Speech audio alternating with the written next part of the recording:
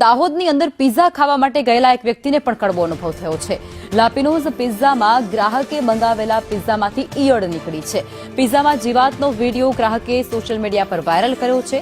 Video viral થતાની સાથે જ પાલિકાએ તેમના પર કાર્યવાહી પણ કરી છે। પાલિકા દ્વારા પિઝાના નમૂના લેવામાં આવ્યા છે અને તેને તપાસ અર્થે મોકલી દેવામાં આવ્યા છે। તો દાહોદથી પણ કંઈક એવા સમાચાર મળી રહ્યા છે કે ખાદ્ય પદાર્થની અંદર જીવાત નીકળી હોય। એક ગ્રાહક જે દુકાને પિઝા ખાવા માટે જાય છે અને ત્યારે લાપીનોઝના પિઝામાંથી ઈયળ નીકળ્યો હોય તે પ્રકારનો આ વિડીયો જે અત્યારે સોશિયલ મીડિયા પર ખૂબ વાયરલ થઈ રહ્યો છે। જો કે તેમના દ્વારા ફરિયાદ પણ નોંધાવવામાં આવી છે અને ત્યારબાદ પાલિકા દ્વારા જે આ પિઝા હટ છે તેના ઉપર કાર્યવાહી પણ કરવામાં આવી છે। લાપીનોઝના આ પિઝા છે જેની અંદરથી ઈયળ નીકળી છે।